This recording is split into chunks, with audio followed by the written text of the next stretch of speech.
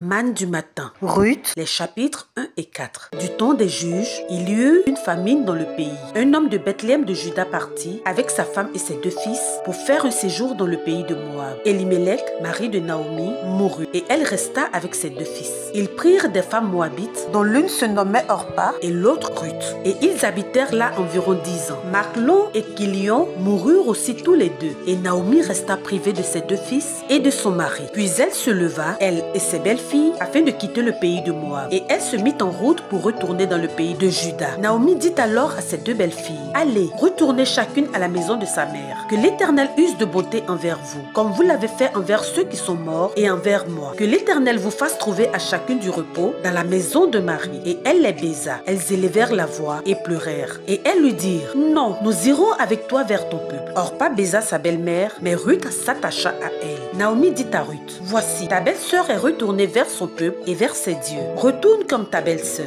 Ruth répondit, « Ne me presse pas de te laisser, de retourner loin de toi. Où tu iras, j'irai. Où tu demeureras, je demeurerai. Ton peuple sera mon peuple et ton Dieu sera mon Dieu. Où tu mourras, je mourrai et j'y serai enterré. Que l'Éternel me traite dans toute sa rigueur, si autre chose que la mort vient à me séparer de toi. » Naomi, la voyant décidée à aller avec elle, cessa ses instances. Elles firent ensemble le voyage jusqu'à leur arrivée à Bethléem. Bouz prit Ruth, qui devint sa femme. L'Éternel permit à Ruth de concevoir et elle enfanta un fils. Cet enfant restaurera ton âme et sera le soutien de ta vieillesse. Car ta belle-fille, qui t'aime, l'a enfanté, elle qui vaut mieux pour toi que 7 fils. Les voisines lui donnèrent un nom en disant, un fils est né à Naomi. Et elles l'appelèrent Obed. Ce fut le père d'Isaïe, père de David. À retenir, elles sont 2 belles-filles. Ruth refuse d'abandonner sa belle-mère Naomi, qui a tout perdu, mari et enfant. Comme Orpa, Ruth pouvait retourner vers son peuple et refaire sa vie naturellement. Car en tant qu'étrangère, c'était impossible qu'elle soit remariée en Israël.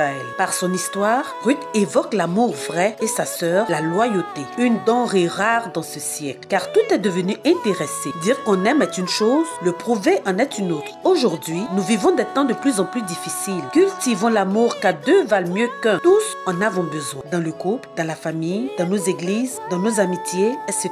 Les 2 veuves n'avaient plus de repères ni de ressources, mais une même espérance, l'Éternel. Ainsi, par son amour et sa loyauté, Ruth va rencontrer le vrai Dieu qui crée les circonstances pour les restaurer, elle et sa belle-mère. Boaz, un Israélite riche et bon, l'épouse. Elle devient l'ancêtre du roi David et figure dans la généalogie de notre Seigneur. Cher ami, as-tu perdu tes repères? Tu n'as plus aucune raison de vivre. Aime Dieu en aimant ton semblable. Il va te donner sa paix et un avenir. Pour toi, il va racheter le temps et les circonstances, te frayer un chemin nulle part et étendre tes limites. Ruth la Moabite, une étrangère, issue d'un peuple exclu de l'assemblée de l'Éternel, va figurer dans la généalogie de notre Seigneur. Que Dieu te bénisse.